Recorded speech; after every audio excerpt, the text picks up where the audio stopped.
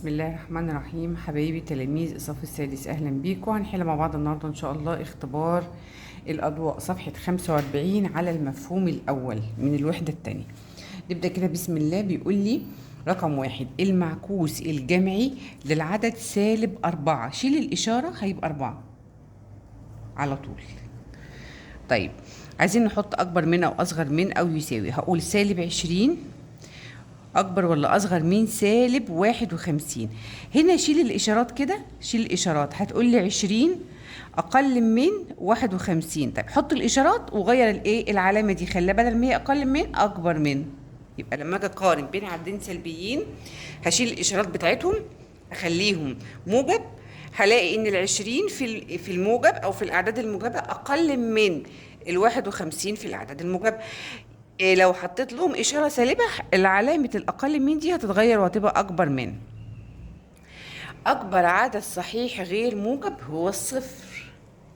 خد بالك، هو ما قاليش إيه، ما قاليش أكبر عدد صحيح سالب، لو بقول لي أكبر عدد صحيح غير موجب يعني شيلي من الأعداد الصحيحة كل الأعداد الإيه الغير موجبة، تمام، واللي هي السالبه يعني، وخد بقى اكبر عدد صحيح في الاعداد الايه الباقيه اللي هو هيبقى مين؟ الصفر. طيب العدد الصحيح الذي يقع يمين العدد صفر على خط الاعداد هو الواحد. يمين الصفر ادا كده، بصوا ادا خط الاعداد اهو، هنا صفر، هنا واحد، هنا -1. يمين يعني جهة ايديك اليمين هيبقى مين؟ الواحد. يسار جهة ايديك اليسار هيبقى -1. هنا بيسألني عن اليمين يبقى الواحد. العدد الصحيح الأكبر من العدد الصحيح -5. هختار العدد الصغير بإشارة موجبة، يعني كل الإشارات السالبة دي كأنها مش موجودة. احنا عاوزين ايه؟ الأكبر، فأنا هختار هنا أصغر عدد بالإشارة الموجبة اللي هو هيبقى مين؟ الأربعة. لما نحط له الإشارة السالبة هيبقى هو الكبير، تمام كده؟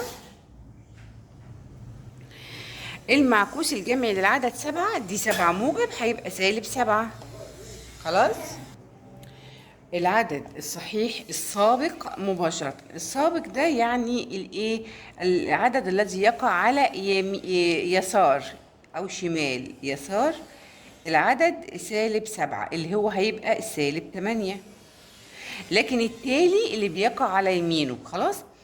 هنا 2 وهنا -9 على طول أكبر من، لأن الأعداد الموجبة كلها أكبر من الأعداد السالبة. جميع الأعداد التالية أكبر من -4 ما عدا، كلهم أكبر من -4 ما عدا. إحنا هنختار، يعني إحنا عايزين نختار إيه؟ الأصغر ما عدا دي، يعني بيقول لي اختار الأصغر. هنا هختار العدد الأكبر بإشارة موجبة اللي هيبقى مين؟ -6. يعني ايه الاكبر باشاره موجبه يا مس؟ يعني هشيل كل الاشارات السالبه دي اخلي الاعداد كلها موجبه. فهنا 6 -3 3 -2، فانا هختار مين؟ هختار -6 لان لما احط لها الاشاره السالبه هيبقى هو الصغير اللي احنا عاوزينه. طيب السؤال ثالثا: رتب تصاعديا الاعداد. تصاعديا دي يعني من الصغير للكبير، تصاعدي يعني من الصغير للكبير. اصغر هذه الاعداد هي الاعداد السالبه. طيب انا عندي -7 وعندي -9 وعندي -1. اصغر هذه الاعداد هو الكبير بالاشاره السالبه اللي هو -9، وبعدين -7، وبعدين -1. يعني العدد اما يكون موجب لو حطيت له اشاره سالبه هو اللي بيبقى صغير. العدد الموجب اما احط له اشاره سالبه بيبقى صغير، فيبقى -9 بالموجب هي اكبر الاعداد، حطيت لها اشاره سالبه هتبقى هي اصغر الاعداد، تمام كده؟ هيتبقى عندي بقى الصفر والثمانية. طيب نفس الكلام تنازلي، انا عندي هنا كل الاعداد سالبه ما عدا الثلاثه هو الوحيده اللي موجبه، يبقى هي اكبر هذه الاعداد، يبقى احط الثلاثه. تمام، خدت التلاتة هيتبقى عندي -9 -15 -7. تمام، هنشيل الإشارة السالبة. أصغرهم مين؟ أصغرهم السبعة، لما أحط لها إشارة السالبة هيبقى هي الكبيرة، يبقى -7. نفس الكلام -9 -15. سهل أوي. نفس الكلام هنا، رتب تنازليا الأعداد. تنازلي يعني من الكبير للصغير. طيب أنا عندي هنا أعداد موجبة واعداد سالبه.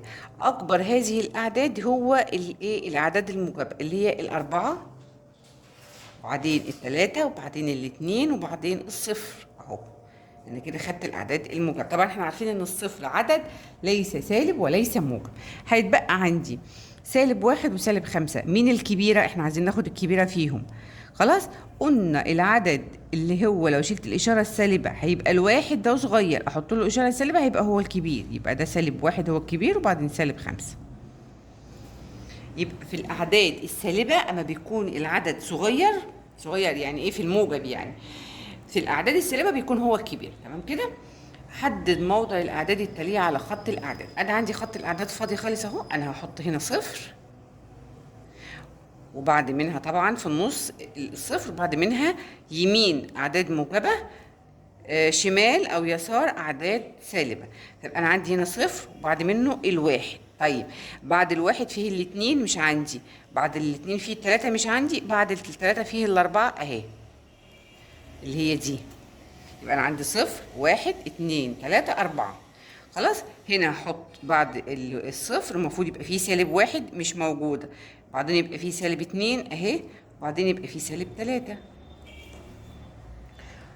السؤال رقم 5 بيقول لي رتب الأعداد ترتيب تصاعدي. تصاعدي يعني من الصغير للكبير. أصغر هذه الأعداد هي السالب 4، وبعدين السالب 1، وبعدين الاتنين، وبعدين الخمسة. احنا عارفين إن كل الأعداد السالبة أصغر من الأعداد الموجبة. تمام. رتب تصاعديا الأعداد دي اللي قدامي دي. هرتبها تصاعديا إزاي؟ تصاعدي برضو من الصغير. كل الأعداد السالبة هي صغيرة. طب أنا عندي سالب 9 وسالب 3 وسالب 5. أصغر هذه الأعداد هي السالب 9، لأن لو شلت الإشارة السالبة هتبقى هي الكبيرة، وبعدين السالب 5، وبعدين السالب 3. خلاص، احنا خدناهم نعمل عليهم خط كده عشان ما نتلخبطش. هتبقى 5 و7 و9. سهل قوي بقى. خلاص بقت 5 و7 و9. اما يقول لي رتب تنازليا يعني من الكبير للصغير. الاعداد الموجبه هي كلها الاعداد الكبيره. انا عندي هنا 2 عددين بس هما اللي كبار، هما اللي موجبين، السبعة والتلاتة. يبقى السبعة هي الكبيره الاول وبعدين التلاتة. طيب عندي 31 سالب 31 وسالب 11 وسالب 15 وسالب 7 وسالب 9. السالب 31 احنا طبعا برتب تنازلي يعني من الكبير، اسفه.